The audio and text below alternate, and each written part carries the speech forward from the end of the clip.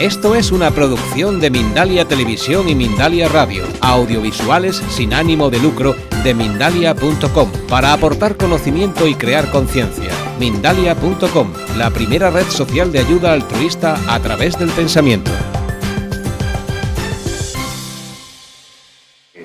Echel Cardeña es un doctor en psicología de la Universidad de California, que actualmente está en la Universidad de Lund, L-U-N-D, Lund de Suecia, está becado, y su beca versa sobre las investigaciones en el terreno de la parapsicología y en el terreno de la hipnosis. Y él mismo habla en sus charlas, sus conferencias, en el tema que él desarrolla, de cómo mediante la hipnosis, mediante la sugestión, se puede hacer que personas muy sugestionables, profundamente hipnotizados, cambien la temperatura de una mano a otra.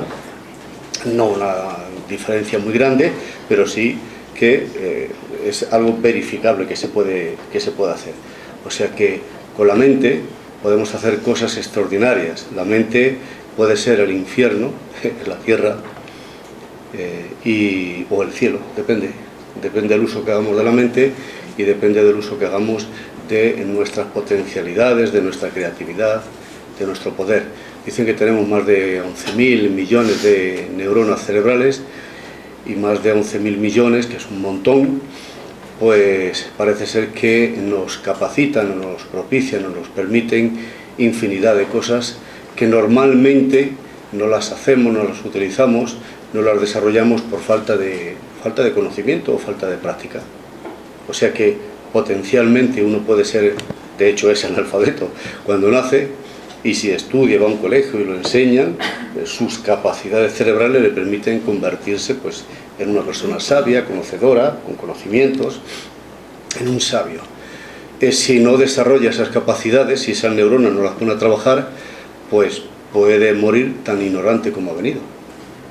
Un perro, un gato, un lagarto, en fin, otras especies animales, parece ser que no tienen esa capacidad. Porque en su ser, en su naturaleza, quien sea, Dios, el universo, la naturaleza, quien sea, no les ha creado con esas capacidades.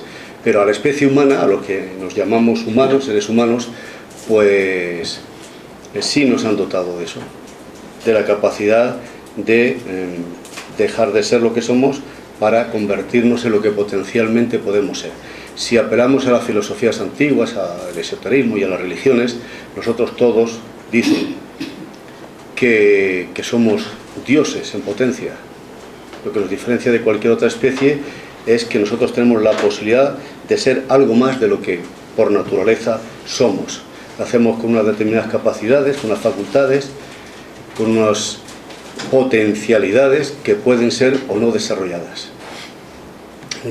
Dicen que tenemos determinadas áreas del cerebro, determinados grupos de neuronas, unas que son especializadas en aprender alemán, otro grupo de neuronas que están especializadas en aprender inglés, otras español, etc. Bueno, esas áreas del cerebro se pueden o no desarrollar, pero potencialmente las tenemos ahí. Yo, por ejemplo, las áreas relacionadas con el alemán o con el inglés o con cualquier idioma, pues las tengo dormidas, no las he desarrollado. No me gusta presumir, entonces no las desarrollo, pero potencialmente parece ser que sí. Sin embargo, tengo dos perras maravillosas, dos perras de 4 patas, de guau, que esas creo que no tienen ningún área para poder aprender sánscrito, ni inglés, ni chino, ni nada, creo. Quiere decir que nosotros tenemos unas capacidades extraordinarias que podemos o no desarrollarlas. Por lo tanto, cuando dice la Biblia, por ejemplo, que vosotros dioses sois todos, ¿no? Vosotros templo del Dios vivo sois, o acaso ignoráis que el Espíritu de Dios mora en vosotros, a mí por lo menos me invita a la reflexión. ¿Por qué dice la Biblia, vosotros templo del Dios vivo sois? O sea que si empezamos a estudiar todas estas doctrinas antiguas, algunas con una connotación puramente religiosa, en el sentido religioso más o menos que entendemos, pues que creo que también está mal entendido, porque la palabra religión pensamos que es simplemente adoración, postrarse de rodillas de cara a la Meca o de cara a un santo, ir a misa los domingos, y pensamos que eso es un acto religioso, y eso no tiene que ver nada con la religión. Religión, ¿de dónde viene? Del latín religare, volver a unir el alma con Dios, volver a unir la mente que está dispersa, unirla.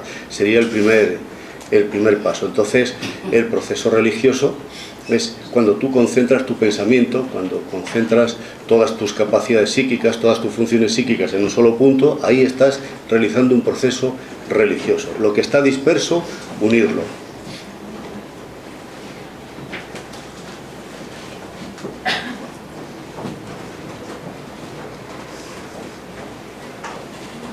Lo que está disperso, unirlo, eso es un proceso religioso, un acto religioso. Todos los que estamos aquí estamos realizando un acto religioso, un religar. Estábamos dispersos por ahí, cada uno, y nos estamos reencontrando. Esto es un acto religioso, en el sentido etimológico de la palabra. Religar aquello que está desunido, unirlo. O sea que, si potencialmente tenemos infinitas capacidades de desarrollo, pues, ¿por qué no las desarrollamos? Depende de las inquietudes de cada uno, del nivel del ser, de la motivación, del sentido existencial. Hay muchos factores, ¿no? Hay personas que tienen o tenemos, más o menos, algún tipo de inquietud por conocernos, por dar un sentido a la vida. ¿Por qué estamos aquí? Esto parece utópico, ¿no? Y pertenece un poco a la utopía, ¿no? Llegar al conocimiento de sí mismo. ¿Quiénes somos? ¿De dónde venimos? ¿Para dónde vamos? Y hay mucha gente que lo dice y escribe libros y luego a la media hora hasta se ha olvidado de lo que él ha escrito, ¿no? O sea que ¿quién soy yo? Debería ser como una actitud o un sentimiento, una emoción, algo que dentro de mí emerge y que me acompaña en todos los actos de mi vida. Si esto lográramos llevarlo a la práctica, la humanidad, la sociedad, cambiaría radicalmente. ¿Quién soy yo? ¿Qué hago aquí? Empezaríamos a relativizar la mayoría de las cosas, porque estamos buscando quién soy yo aquí. Entonces, si yo estoy ocupado en buscar esa respuesta, quién soy yo, dar un sentido a mi vida, en este reencuentro con mi propio yo, con mi propia esencia, pues difícilmente tendría tiempo o ganas de criticar al otro, o meterme con el otro, o amargarle la vida al otro. Estoy tan ocupado en esta búsqueda que eso a la fuerza haría que sería mejor persona. No tengo tiempo de buscar complicaciones a los demás. Y si hay un sentimiento profundo de quién soy yo, es un sentimiento espiritual. Y el que tiene verdaderamente un sentimiento, una necesidad, una emergencia espiritual, tiene que ser buena persona a la fuerza. Ahí no hay cabida para la maldad, ni para el odio, ni para el rencor. Estamos de paso. Llevamos aquí, yo llevo aquí 4 días. Hace 4 días, me acuerdo cuando yo tenía 10 o 12 años, que cuando pensaba en aquella época, cuando tenga 16 años quiero ser torero. Pero muy serio. Tan serio como se toma las cosas un niño de 12, 13, 14 años, se identifica con cosas y las vive intensamente. Entonces yo estaba loco de deseo de tener 16 años, porque con 16 años me podía marchar y ya me imaginaba siendo un muletilla, cogiendo la muletilla irme por los campos por ahí de Andalucía o de Salamanca por ahí, a tirarme en la cerca donde estaban los toros. Bueno, estaba muy influenciado por una película que entonces estaba de moda, que era Aprendiendo a morir o Llevar al luto por mí, de Manuel Benítez el Cordobés, que en aquella época los que ya peinamos ciertas canas nos acordamos lo que significaba Manuel Benítez el Cordobés, con el salto de la rana, todo aquel tipo de cosas, ¿no? Yo quería ser torero. Todo mi afán era ser torero, pero no lo olvidaré jamás, en el tiempo y en el espacio, que 2 o 3 años que me faltaban, para mí, desde aquella dimensión, desde aquel estado de conciencia, era como una eternidad. Me parecía, ¿cuándo tendré 16 años? Me parecía un océano de tiempo. Y sin embargo ahora, ayer, no jamás olvidaré en el Hospital de Cruces de Bilbao, que yo he vivido ahí 30 años, no en el hospital, en Bilbao. Hay que aclarar las cosas porque, pues cuando mi hijo, el mayor, lo trajo la enfermera recién parido, la camilla, en el pasillo, lo vi, yo tenía 20 y tantos años entonces, y sentí una especie de estremecimiento. Aquello fue una experiencia, ¿no? De repente Es mi hijo. No sé qué dimensión de la vida, de la existencia despertó en mí. En aquel momento tuve una experiencia mística. No lo olvidaré jamás. Mi hijo ya tiene 39 años. Ya me he acostumbrado al verlo. Ya cuando lo veo ya no me produce tanta... ¿no? Ahora es un amor muy especial, ¿no? Ya tengo nietos, en fin. Pero entonces el tiempo se pasa enseguida. Ya tengo 63 años. Parece que fue ayer. Y digo, todavía me queda. O sea, todo es relativo, todo pasa muy deprisa. Pero mientras que estemos, vamos a ver si a través de esta introducción a la meditación como vía de autoconocimiento encontramos métodos, técnicas, sistemas, estrategias para profundizar un poquito más en nuestro conocimiento, en nuestras inquietudes. Yo parto de un hecho, que si estáis aquí es porque os interesa el conocimiento a través de 20.000 vías, de la escuela espírita, aspectos religiosos, psicología, ciencia, meditación, todo lo que tenga que ver con el conocimiento de uno mismo. Porque tener mucho conocimiento que no tenga que ver con el conocimiento de uno mismo, creo que es relativo. Para mí no es verdadero conocimiento, ¿no? El conocimiento real es aquel que comienza por mí. Si yo conozco mucho del cosmos, de astronomía, de química, de física cuántica, etcétera, etcétera, y no me conozco a mí mismo, pues seré para mí un ignorante ilustrado. Eso sí, ilustrado, con un premio Nobel, con 4 o 5 títulos ahí, pero no conozco nada acerca de mí. Por lo tanto, el principio de la sabiduría comienza con el conocimiento de uno mismo. Y este conocimiento de uno mismo no crees que es fácil, ¿eh? Yo llevo 63 años corriendo detrás del conocimiento y es más rápido que yo. No lo alcanzo nunca, es muy difícil.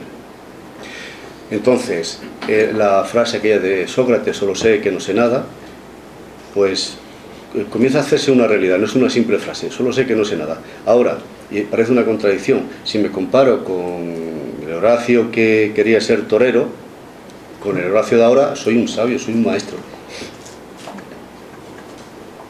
Comparativamente, claro, ahora sé un montón de cosas que entonces no sabía. Y ahora sé manejar los ordenadores y entonces no lo sabía. Entre otras razones porque no existían. Entonces, la base del conocimiento parece ser que dice uno, bueno, a ver, yo quiero conocerme a mí mismo. Pero eso no depende tampoco de la conciencia, de la mente, de un momento, de un arrebato más o menos de curiosidad científica. Voy a conocerme a mí mismo. Hay gente que parece que tiene dentro de sí esa inquietud ya desde que nace, y es algo que les cuece por dentro y que hasta que no alcanza el conocimiento no siente alivio, o lo busca siempre, y hay gente que le importa un carajo el conocimiento ni nada. Además piensa que eso de conocerse a sí mismo y de la autoobservación y la meditación y la psicología y el esoterismo y el espiritismo y todo esto, que son comeduras de coco. A lo mejor tienen razón, a lo mejor estamos todos locos, desequilibrados, estamos aquí buscando utopías, fantasías y tal. No lo sabemos, ¿no? Tampoco nos importa hoy mucho, ¿no? Quiero decir que hay muchas formas de plantearse la vida. Incluso entre los que estamos aquí, que hay una afinidad psicológica en cuanto al conocimiento, también hay 20.000 cosas, 20.000 diferencias psicológicas, búsqueda, inquietudes, etc. Pero lo importante es que ahora, por lo menos, parece ser que estamos todos de acuerdo en que hablemos un poquito de la meditación, ¿no? Y del autoconocimiento, un poquito. Y mientras que yo estoy hablando aquí, lo que va a ocurrir, y no es porque sea divino, sino porque es mi experiencia, la podéis comprobar vosotros, es imposible, es totalmente imposible que durante todo el tiempo que estoy hablando estéis con la mente concentrada en el aquí y ahora. Al 100%, imposible, no podéis. No domináis vuestra mente. No la domino ni yo, que tengo que dar la conferencia. Y me iré muchas veces por los cerros de Úbeda. Por eso tengo pequeños esquemas, cuando me despisto. Sí, ahora toca, ¿qué es meditar? Claro. ¿No? O sea, lo primero cuando vamos a hacer algo es ser consciente de si tenemos las herramientas o los instrumentos para alcanzar ese algo. Es como si yo quisiera correr un maratón por ahí de 40 y tantos kilómetros. Primero tengo que ver si tengo piernas, claro, y las tengo ejercitadas y corazón, etcétera, para poder hacerlo. Porque yo puedo ilusionarme, decir, voy a correr el próximo maratón y voy a batir el récord. Pero hace falta saber si tenemos vehículo. Entonces, vamos a ver, lo primero es que nosotros, en este sentido, vamos a funcionar para buscar el conocimiento con una función psíquica que llamamos la mente. La mente es muy conocida, sobre la mente se ha hablado mucho, se ha especulado mucho, la mente se la maneja, se la condiciona, se le hace lavado de cerebro, se la sugestiona, y con la mente alcanzamos cosas extraordinarias. Yo llevo un montón de años trabajando con la hipnosis, y la verdad es que sé que a través del manejo de la mente y a través de la sugestión se pueden hacer cosas extraordinarias. Algunas veces cuando he dado conferencias aquí o charlas sobre la hipnosis y el uso de la terapia, pues podría explicar ahora que a través de la mente, una parte de la mente que llamamos la mente inconsciente, y la sugestión inherente a las funciones psíquicas, sobre todo el cerebro derecho, se puede hasta sanar, entre comillas, ponerlo, un cáncer con el poder de la mente. Y que con el poder de la mente y con la sugestión apropiada y con la visualización apropiada se puede actuar directamente sobre el sistema inmunológico. Hay una medicina, una rama de la medicina, la psiconeuroinmunología, que tiene en cuenta en toda enfermedad pues el elemento psicológico y el elemento físico, y se sabe, hay infinidad de investigaciones médicas en oncología que se sabe del tremendo poder de la mente, que depende de cómo funcione esa mente, puede determinar la enfermedad o la muerte de una persona con cáncer. Y se está trabajando mucho con eso. Y yo puedo poneros ejemplos prácticos míos en mi gabinete, y yo y cualquier profesional de la hipnosis, que parece ser que el poder de la mente, el poder de la sugestión, de las imágenes mentales, lo que somos capaces de crear con nuestra mente, sobre todo el hemisferio derecho, a veces es capaz de alterar, ¿no?, la anomalía de un conjunto de células que forman el proceso cancerígeno y curar y sanar a esa persona. Y todo lo contrario también, una persona que se deprime, que no tiene ilusión por la vida, que está deprimido, que no tiene sentido, pues hasta se suicida o se tira por un rascacielos. Pero todo es por la mente. Ahora, si nosotros queremos utilizar nuestra mente, tenemos que conocerla y saber hasta dónde podemos llegar con ella, qué capacidades tiene la mente y cómo utilizarla. Pero fijaros bien, esto parece una contradicción, porque si yo soy mente, todos somos mente, y voy a ver qué hago con mi mente, es decir, la mente conversa consigo misma y se pregunta a sí misma, oye, ¿qué hago contigo? ¿Cómo que hago contigo? ¿Y contigo? Pues anda que tú. Entonces tenemos que aceptar que hay otro elemento que en psicología académica oficial, aquí en Occidente, se confunde mucho. Una cosa es la conciencia y otra cosa es la mente. Son dos cosas que están íntimamente relacionadas, pero hay ciertos matices. Podemos pensar, podemos utilizar la mente para pensar muchas cosas, pero no somos conscientes. Y podemos ser conscientes, y entonces la mente está calmada, tranquila, relajada, o la mente está ausente. Esto en Occidente, y la psicología y la ciencia occidental piensa que es una aberración y que no se puede dar. La conciencia es la mente, incluso la mente, el pensamiento, sería la elaboración final de una serie de procesos químicos, eléctricos, biológicos en el cerebro. Las neuronas se disparan, etc. Y esas cargas bioeléctricas, el resultado final es el pensamiento. Esto es para Occidente. Pero hay doctrinas, y en Oriente, en el yoga, en el budismo, dicen que no, que esto no es así. Por lo tanto, aquí se separa mente y sus procesos mentales, pensamiento, razonamiento, discernimiento, análisis, lógica, etc. Todo lo que es la función mental en sí misma, de analizar, etc. Pero luego hay otro estado donde ese pensamiento parece que desaparece, se bloquea o se inhibe o se concentra e irrumpe lo que se llama la conciencia. Y la conciencia, repito, podemos pensar, analizar, hacer las cosas aparentemente muy juiciosamente, pero no hay una verdadera conciencia. Entonces aquí, en esta introducción a la meditación como vía de autoconocimiento, me gustaría diferenciar teóricamente, como supuesto teórico, una cosa es el cerebro, otra cosa es la mente, las funciones de la mente, y otra cosa es la conciencia. Y si nos quisiéramos meter en disquisiciones metafísicas, hablaríamos de que otra cosa es el alma y otra cosa es el espíritu. Para no complicarnos mucho, nos quedamos mente y conciencia, para poder entender lo que es la meditación.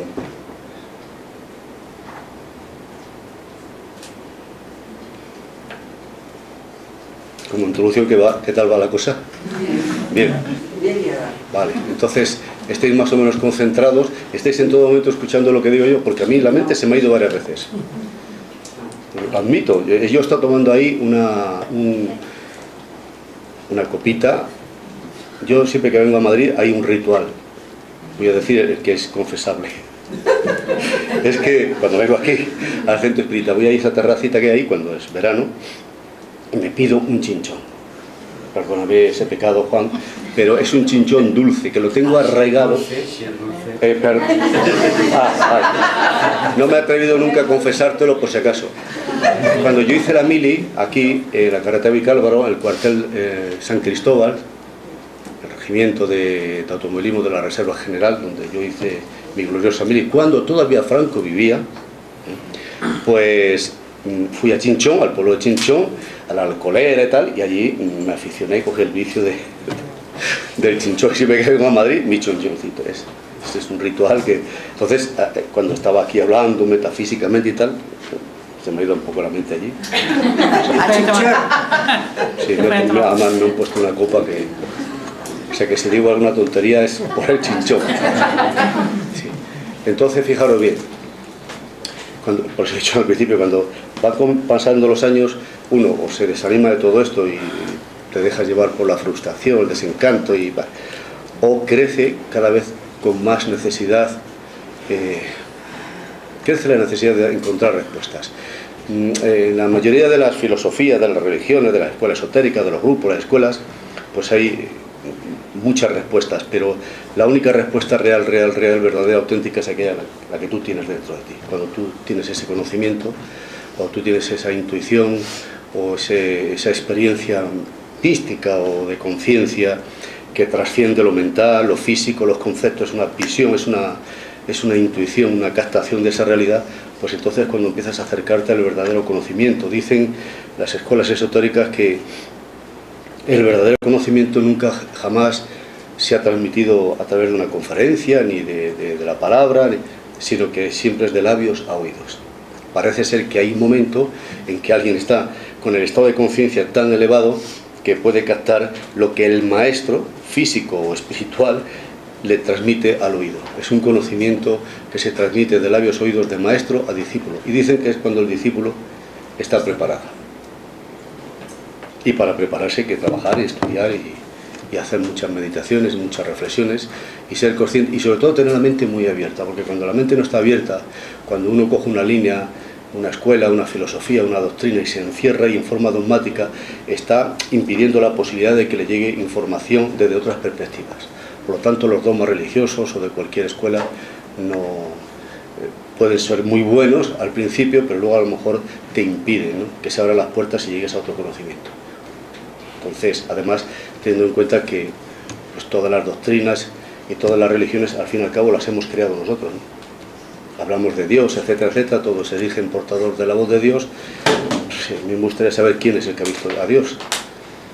Y si lo ha visto, lo ha experimentado en un estado diferente de conciencia y cuando intenta racionalizarlo o transmitirlo, conceptualmente no encuentra palabras. No encuentra palabras porque la experiencia de Dios, que no sé lo que es, pero la experiencia de Dios no encaja en la mente consciente, analítica, normal y corriente nuestra, no encaja, no puede encajar, porque entonces sería de nuestra propia naturaleza. Entonces, si es de nuestra naturaleza, no puede crear el universo, no puede crear todo lo que ha creado. Entonces son estados diferentes de conciencia. Por lo tanto, a la hora, sintetizo, de estudiar esto, es decir, yo acepto teóricamente que sé muy poco, pero que tengo infinitas posibilidades de saberlo todo. Y tampoco me importa el final, la meta final, sino el recorrido. No me importa el llegar arriba al Everest y colocar la banderita y decir, ya he llegado aquí al Everest, sino a mí lo que me importa es el recorrido y todas las experiencias y toda la riqueza que me da cada metro de pared que escalo. Y cada fallo, cada error, es probablemente donde más aprenda. Entonces, la meditación, lo primero es, ¿qué sé yo de la meditación? Cuando hablamos de meditar, mucha gente piensa que es reflexionar. Si vemos a alguien que está así un poco absorto y tal, oye, Pepe, ¿qué haces? Estoy meditando. ¿Sobre qué? Estoy meditando si cambiar de casa o de coche y tal. Utilizamos con mucha vulgaridad la palabra meditación. Y confundimos meditar con pensar y también con reflexionar. Y son cosas un poquito distintas. Medito, ¿en qué? La meditación ya implica o nos indica que hay como una mayor capacidad de concentración acerca de algo, de un fenómeno. Estoy meditando acerca de esto. No.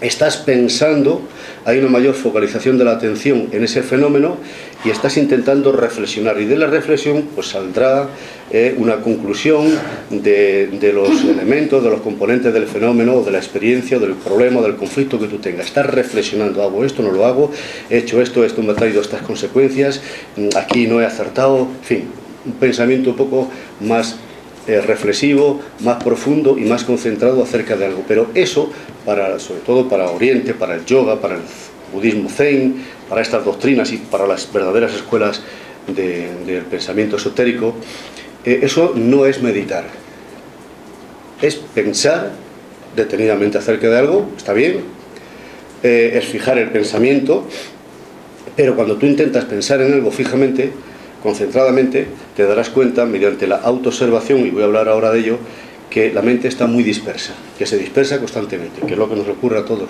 en cualquier momento, unas veces más, otras veces menos.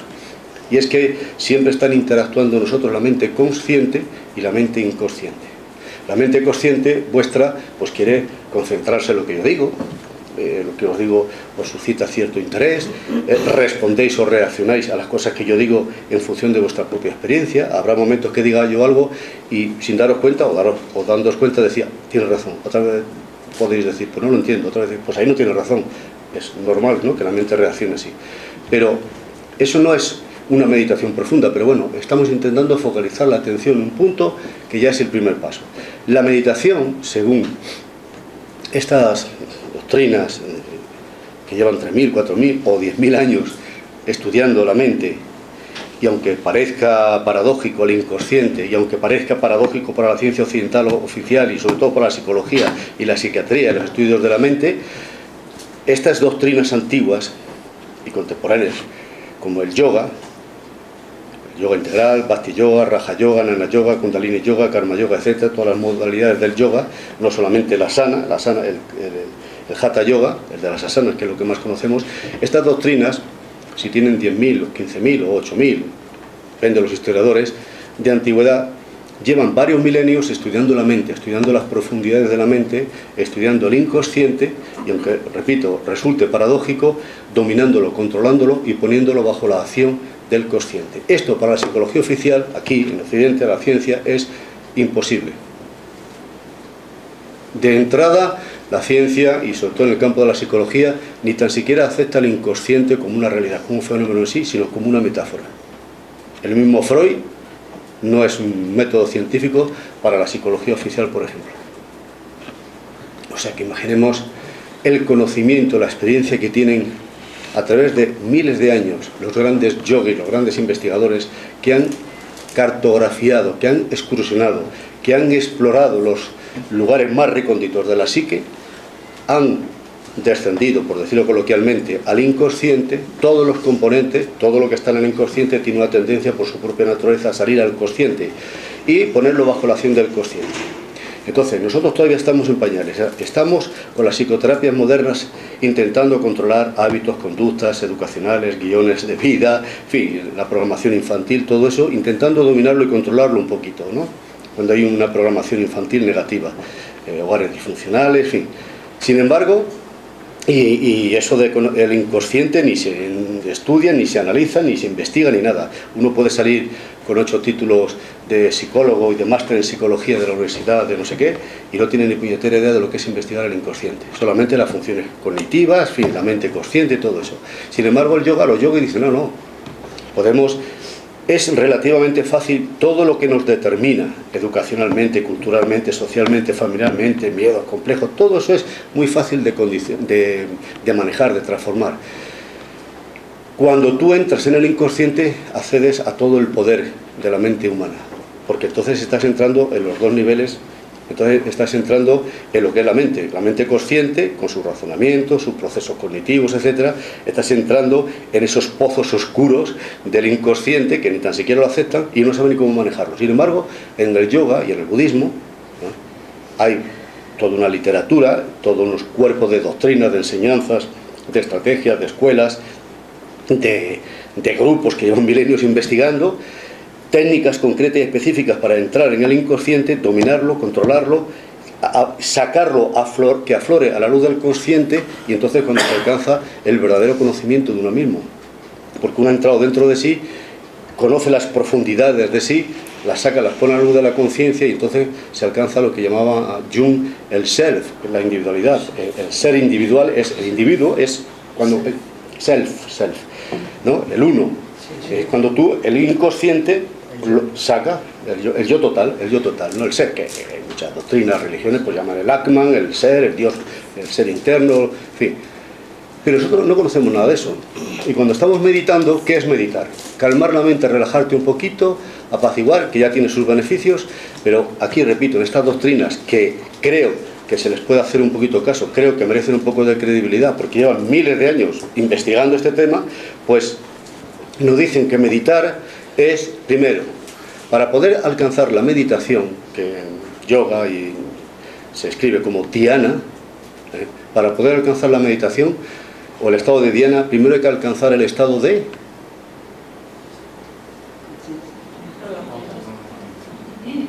Ya os pillé. El estado de dharana, con H. Dharana, que traducido quiere decir concentración. Entonces, quiero meditar, quiero reflexionar, quiero comprender las verdades trascendentales del mundo y no soy ni tan siquiera capaz de alcanzar el dhyana. ¿Cómo voy a alcanzar el estado de dhyana? Esto es conceptualmente, si no he alcanzado previamente el estado de dharana.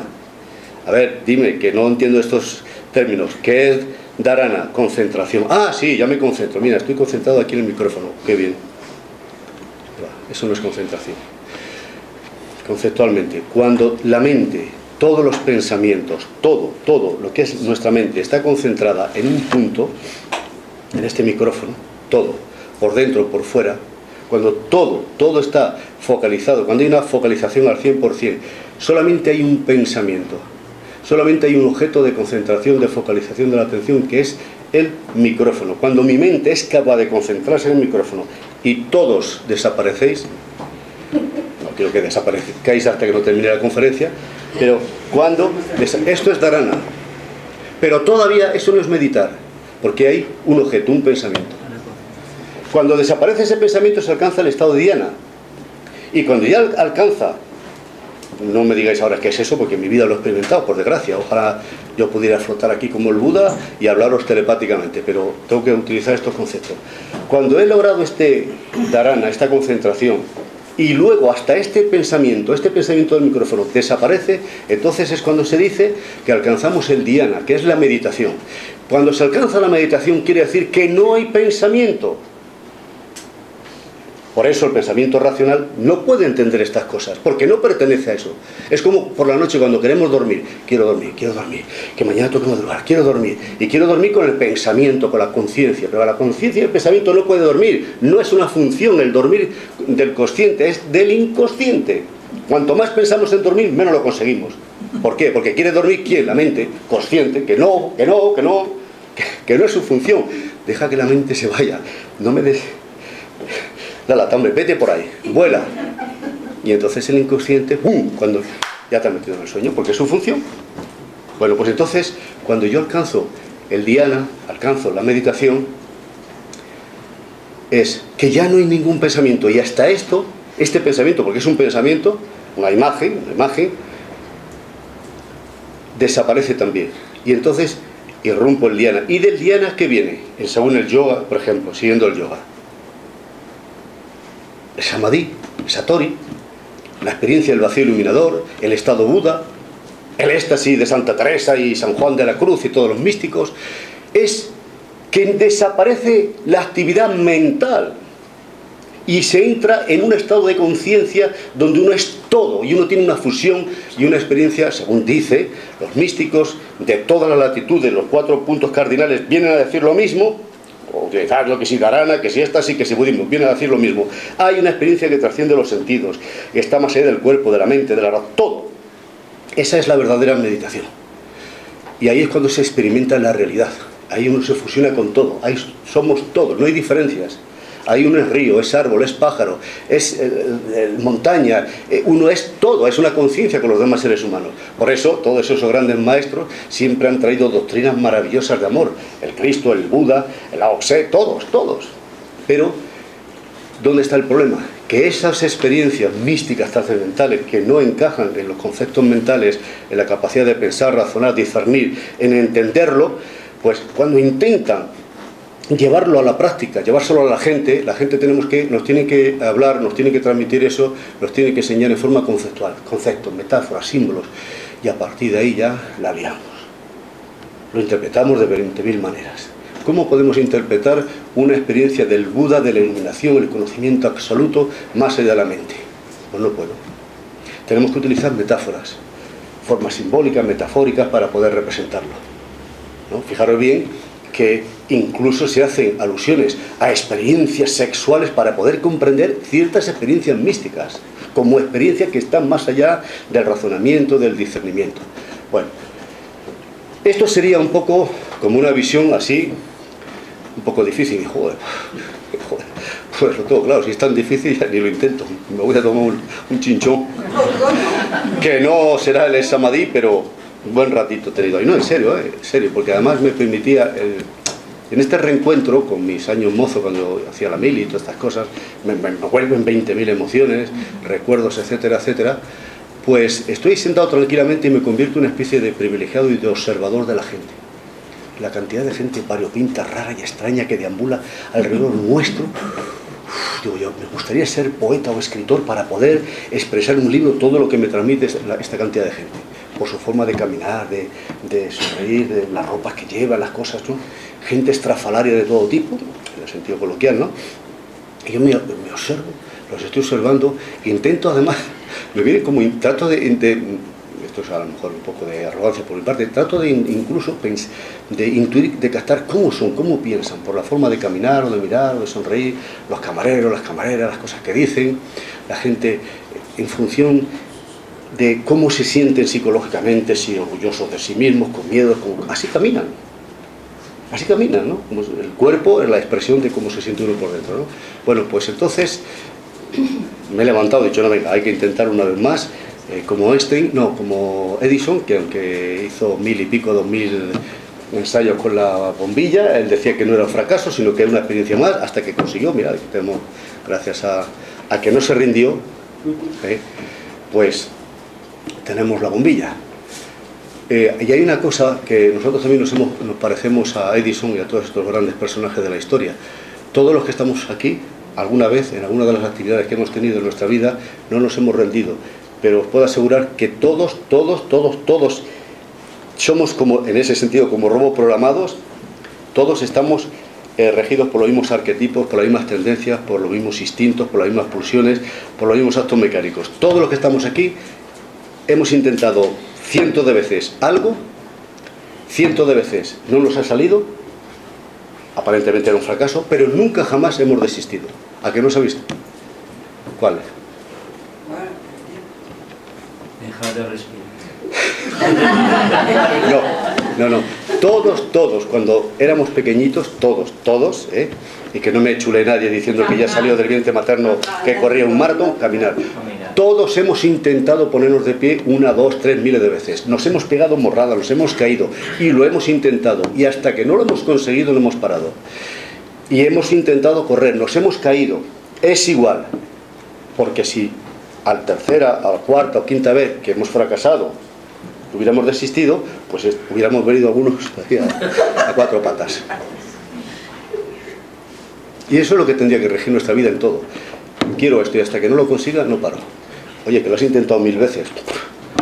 Hasta que me muera tengo 3000 o 4000 veces más para intentarlo. Y eso a veces es lo que determina la diferencia entre grandes personajes que consiguen ciertos métodos, ciertos logros, ciertos objetivos, y otros que a lo mejor más comunes y corrientes, a la tercera, cuarta vez que fracasamos en algo aparentemente, nos frustramos, no lo hago. Y lo cuento alguna vez, ya que he dicho antes lo de Manuel Benítez el Cordobés, ¿sabéis de quién hablo todos, no? Más o menos. Pues él dice la historia que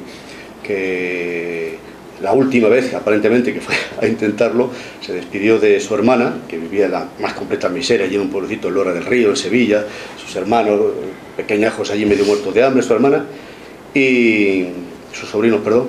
Entonces salió de madrugada con el latillo un trocito de pan y de queso por ahí, y le dijo una cosa trascendental a su hermana, que yo a veces me acuerdo de él cuando siento que que tengo ganas de abandonarlo todo, pienso en él, como en otros personajes, y él le dijo a la hermana, me voy, ¿no? Iba a seguir, quería ser torero. Ya le habían pegado cornadas, le habían metido en la cárcel, se le metió en la cárcel hasta por robar gallinas, no sé qué, cosas así. Y dice, no se despidió de la hermana, o te compro una casa o llevarás luto por mí. Yo me lo grabé aquí, y a veces cuando tengo dificultades, o momentos así de ganas de abandonarlo todo, que lo paso mal, o te compro una casa, o triunfo o muero. Pero aquí no hay nada, dentro de 3 semanas vengo derrotado con las costillas rotas. No. Eso es lo que marca la diferencia muchas veces en la gente. Porque potencialmente todos más o menos podemos hacer la mayoría de las cosas más o menos, ¿no? Hay gente que tendrá más habilidad para una cosa, para otra. Bueno. Entonces, si la mente tiene estas cualidades y nosotros, la primera reflexión es que no tenemos dominio sobre la mente antes de intentar el logro de un objetivo superior, pues se supone que es voy a meditar, voy a intentar meditar de verdad, y esto requiere pues unas técnicas, unos métodos, unos serán más eficaces, menos eficaces, pero lo primero es que no puedo dominar mi mente. Y cuando yo digo voy a meditar, o voy a hacer tal cosa, o voy a adelgazar, o voy a dejar de fumar, o voy a hacer cualquier cosa, lo que no nos damos cuenta en este orden de ideas que sigo manteniendo es que nosotros de entrada como mínimo somos 2. El consciente, que dice, en estas navidades, después de que pasen las navidades, voy a dejar el tabaco, voy a ir al gimnasio todos los días y voy a adelgazar. Y además voy a estudiar una carrera, en plan chulo. Pero llega enero, febrero, marzo, abril, mayo, junio. Vemos que tenemos la pancita, seguimos fumando y no hemos hecho. Ya nos hemos inscrito a la academia para aprender ruso, no sé qué, pero no hemos vuelto por ahí. Una amiga mía se lo complicó más y quería aprender chino. Que no está bien, pero más difícil, ¿no? Ponte cosas fáciles, ¿no? Aprender no sé qué. Bueno, entonces, cuando yo soy consciente de por qué mi meta, mis objetivos, por qué esta doctrina, estas filosofías, porque yo estudio, hago muchos cursos de yoga, etcétera, de hipnosis o lo que sea, pero no consigo alcanzar mi meta, mis objetivos. Bueno, pues porque tú eres una mente consciente, la parte más pequeña, y tú eres un inconsciente.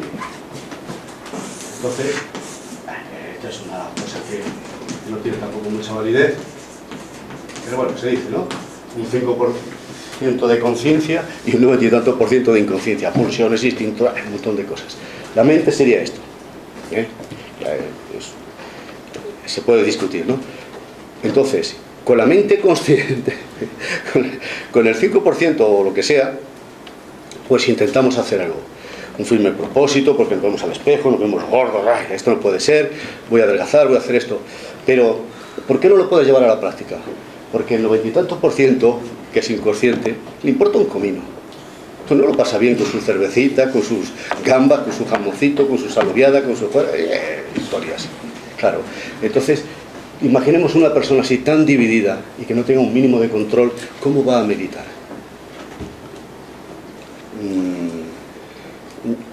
Yo he participado de grupos y también lo he hecho individualmente de meditar. Entonces, durante 3 meses, que fue mi récord máximo,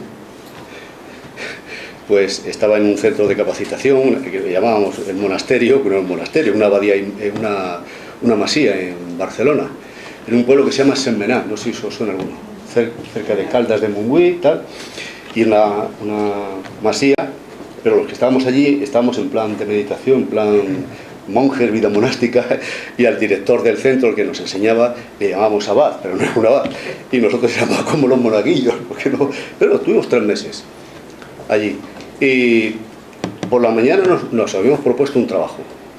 Nos levantábamos a las 6 de la mañana y la disciplina, nos propusimos aquí, nuestra meta era alcanzar la meditación, hacer unos estudios de psicología y tener recuerdos de vidas pasadas y desdoblamientos astrales. No sé si os suena todo lo que os estoy contando. Sí. Vale. Entonces, el abad tenía muchas experiencias. El resto de los monaguillos que estábamos por allí, algunos habíamos tenido alguna pequeña experiencia, pero queríamos hacer un curso, formarnos bien, convertirnos en unos expertos dentro de ese nivel. Y el propósito que nos hicimos aquí fue que por la mañana, hasta las 6 de la mañana, nos levantábamos. Nos levantábamos, nos metíamos en la ducha y nos dábamos una ducha de agua fría nada más que levantarnos por la mañana. 6 de la mañana. Luego ya hacíamos unos ejercicios en el patio, que había muchos árboles, había estos piñoneros, de vez en cuando caían las piñas y a más de uno le dio la cocorota y no alcanzó la iluminación, pero por lo menos tuvo la intuición. El próximo día me coloco aquí para que la piña no me caiga encima. Bueno, la cosa es que empezamos a trabajar así, hacemos muchos ejercicios, a las 8 de la mañana desayunábamos, guardábamos silencio, etcétera, etcétera. Poco a poco, unas causas y otras, a los 2 meses aproximadamente cambiamos, porque uno se desmayaban, el otro tenía una úlcera y el otro le pasaba, sí, empezó a trabajar la mente, etcétera, etcétera. Total, que hubo que cambiar muchas cosas, es decir, que del propósito inicial, y eso que era un grupo comprometido, al final no pudo llevarse al 100% el objetivo, salieron muchas cosas. Salió un fraccionamiento de la mente tremenda. De esta parte del inconsciente surgieron rabia, frustración, cosas rarísimas, ¿no?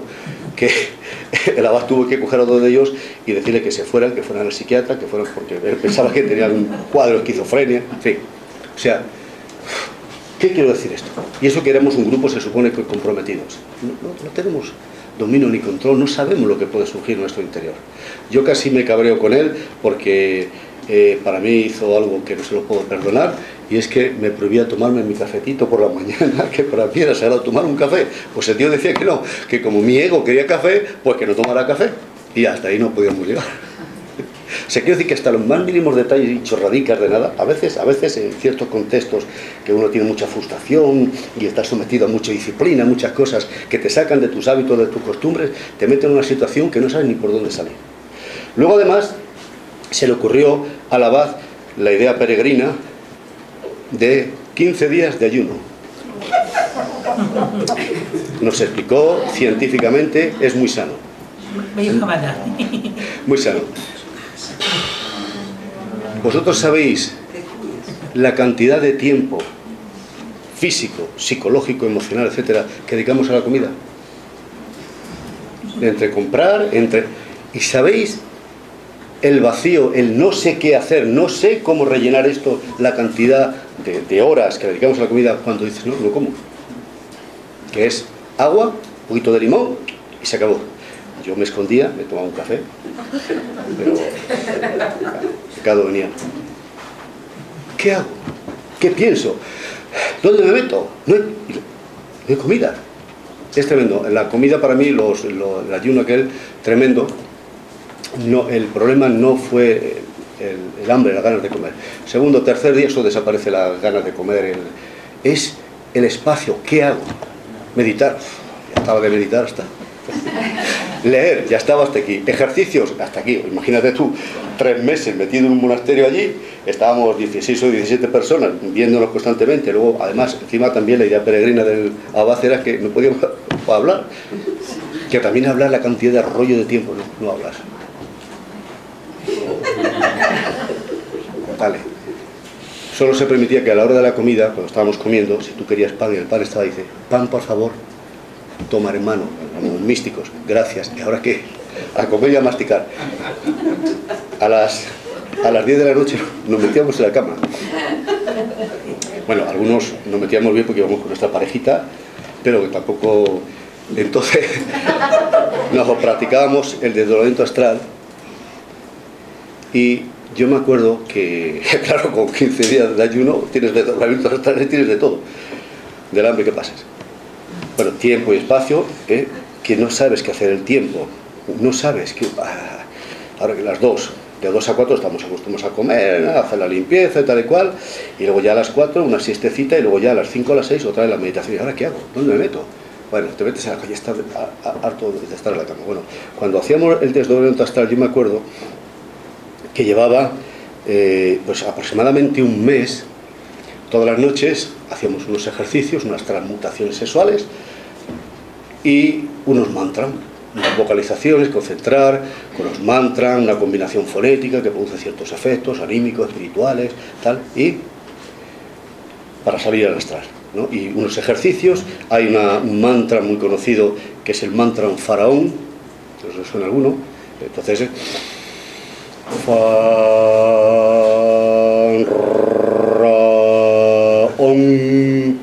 ojos cerrados, muy concentrado y focalizando las pirámides de Egipto. Entonces, claro, a las 10, las 11, las 12 de la noche, en silencio todo, estoy en la cama con más hambre que perro volatinero, vocalizando el mantra faraón, y claro, todas las habitaciones de todos estos resonaban, todo, ahí estábamos todos. Pues al mes y pico, ya me quedaba dormido, me despertaba, medio de la noche, a las 3, 4 de la madrugada, pues muchas veces no sabía si estaba soñando ya con el mantra o lo vocalizaba verbalmente, físicamente. Lo cierto es que yo me desanimé. Me acuerdo una noche que dije yo al carajo todo. Luego además encima los puñeteros de algunos compañeros, pues para darte más guerra, para darte más en el morro, decía, esta noche me he desdoblado. Esta noche he ido a la pirámide de Kefren, he ido a la pirámide de Keos. O sea, soltaban unos rollos que yo no sé si era verdad o mentira. Claro, porque había puestos a fantasear, pero algunos a lo mejor era cierto. Entonces uno contó una experiencia que fue en un templo, una pirámide, pero una experiencia real, un desdoblamiento astral, pero muy vivido. El hombre estaba entusiasmado, nada más que empezó en la mañana, quería contarlo, cuando ya pasó lo del silencio, y contaba que había ido a un templo. Es curioso, y que a la entrada del templo había dos grandes pilares, los pirámides que la masonería y otras escuelas esotéricas, y en el antiguo Egipto es el pilar Yaquín Boaz, el femenino y el masculino, el solar y el lunar. Bueno, que el iniciado en esos templos, en el mundo astral, pues tiene que cruzar los brazos y hacer unos saludos de reverencia, es decir, Yaquín Boaz, hacer una especie de petición, y el guardián del templo te permite entrar en el templo, ¿no? Esto lo contaba con una experiencia real que él había vivido, que puede ser o un sueño lúcido o una experiencia astral. Pero fijaros bien, dice que cuando entra al templo, que fuera eran como las pirámides de Egipto, un templo egipcio, y el guardián parecía que era egipcio. Nada más que entrar había unas escalinatas tremendas, y al final del todo había gente que tenían túnicas que parecían más bien de la cultura griega, con sus templos, allí hablando, charlando, conversando, y que le miraban a él en los sueños, decía. Y él estaba así como un poco así extrañado, decía, es que dice una sensación rara. Por un lado decía, joder, estoy en el astral. Por otro lado dice, pero ¿por qué no me dejan bajar? Y el guardián no le dejaba bajar, había dicho que se quedara allí. Baja donde todos estos, que se supone que eran maestros, según su experiencia, le miraban, pero no decían nada.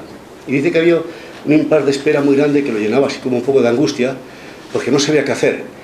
Y que de repente vi una cosa rara, era mezcla de hombre, de animal, una cosa fea, no podía decir que era animal, pero tampoco hombre, que le miraba, le hacía burla y le daba patadas en las espinillas. Y entonces en el sueño dice, me cabreaba, ¡fuera! Claro, cuando estaba explicando eso, claro, nos reímos. ¿Por qué? Porque la vida real, la vida cotidiana, la convivencia, era así. Cualquier cosa se ponía así, además, a su gesto, ¡fuera! Ponía así la cara, un poco rara, así de cabreo. Y entonces, en un momento dado, le pega una patada más fuerte. Y en ese momento sufre un shock, desaparece todo, dice que se siente como a través de un túnel, ¡pum!, hasta el físico. Y se despierta en la cama, asustado, angustiado.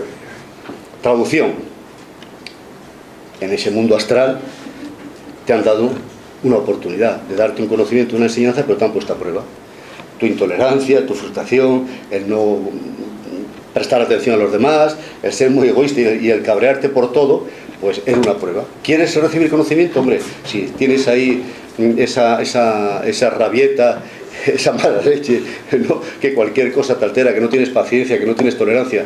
Yo me acuerdo, porque era una persona que yo le conocía de Bilbao, que cuando nos reunimos todos los grupos en Bilbao, grupos vamos a llamar esotéricos, pues los que teníamos hijos, en la sala, como si fuera una casa parecida a esta, había muchas habitaciones, pues por turno los padres nos turnábamos y cuidábamos a los hijos de todos, mientras que el resto estudiaba, ¿no? Entonces, cuando le tocaba, no le dejábamos. No, una persona intolerante, enseguida le montaba unos cipirotes a los críos, en fin, era un hombre muy intolerante. Entonces, esta prueba fue, para seguir recibiendo conocimiento, tienes que por lo menos tener control sobre estas cosas que son elementales.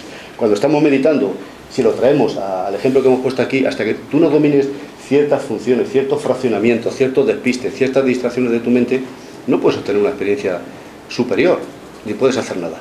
Entonces, si este es nuestro estado, este estado más o menos, ¿qué podemos hacer? Lo siguiente, ¿qué podríamos hacer?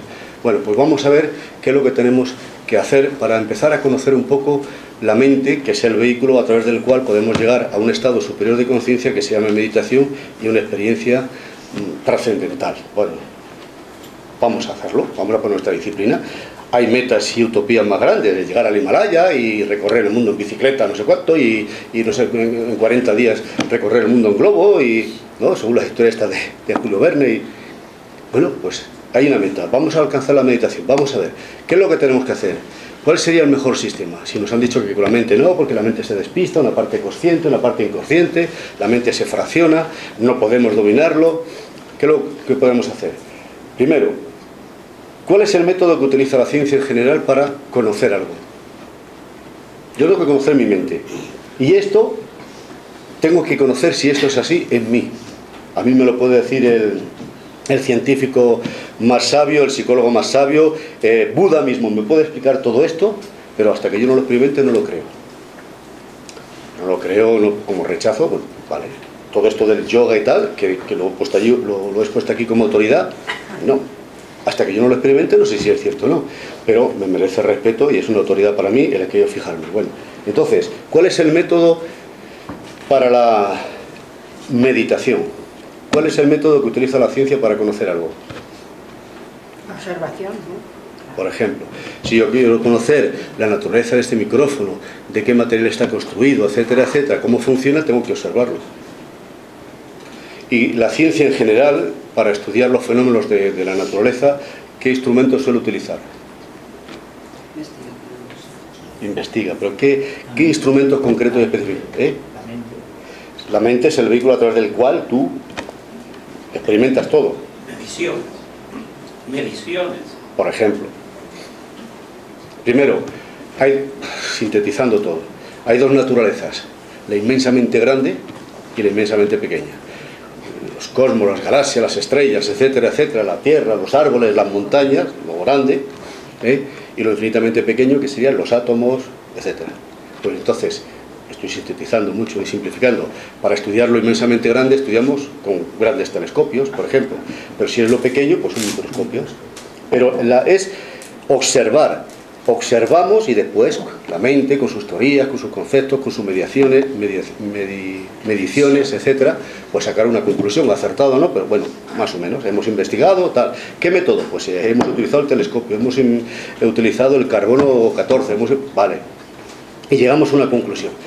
¿Qué vehículo tenemos que utilizar, qué vehículo tiene que utilizar el ser humano para llegar al autoconocimiento de sí mismo?